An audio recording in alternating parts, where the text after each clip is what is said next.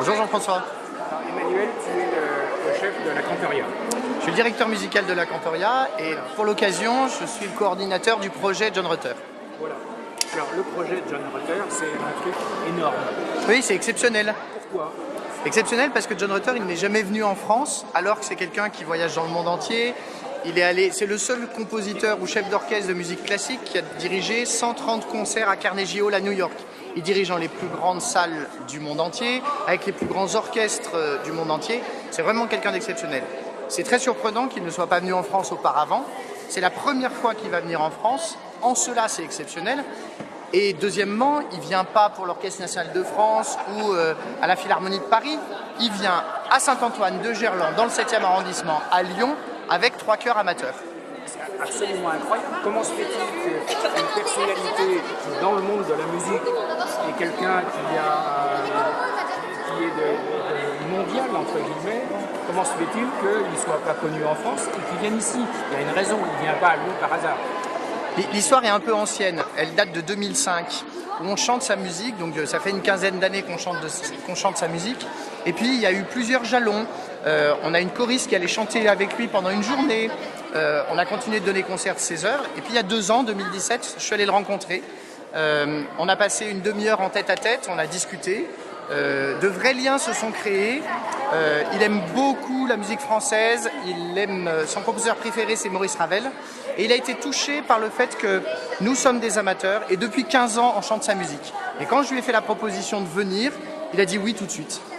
Parce qu'en plus la Cantoria, c'est pas n'importe quelle chorale, c'est une chorale d'amateurs qui travaille tellement pendant une année complète, une heure, que c'est une chorale quasi professionnelle. On aime s'appeler des amateurs éclairés.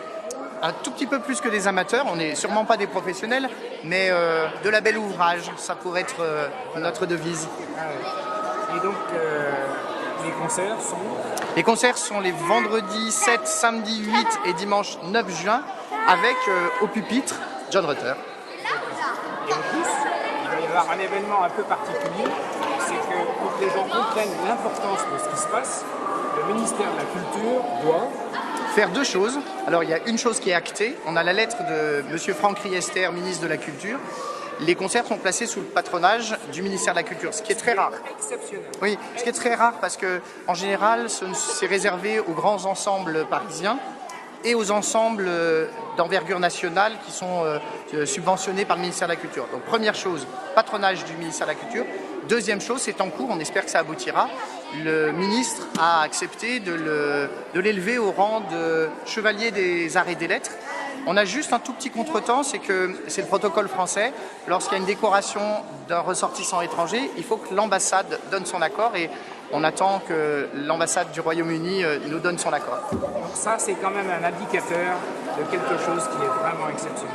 Oui, puisque l'État, par le biais de son ministre de la Culture, honore d'une distinction française. Et donc, il faut qu'il y ait combien? 10 000 personnes qui viennent, 20 000 personnes? En tout cas, ça sera limité à 2400, puisque la jauge de l'église est en gros 800. Donc 800 x 3, ça fait 2400. Donc, il faut vraiment que les gens se dépêchent pour prendre leur place. Oui, on en a déjà vendu pas mal. Bon, eh bien, merci Emmanuel, donc à très très bientôt. À très bientôt Jean-François.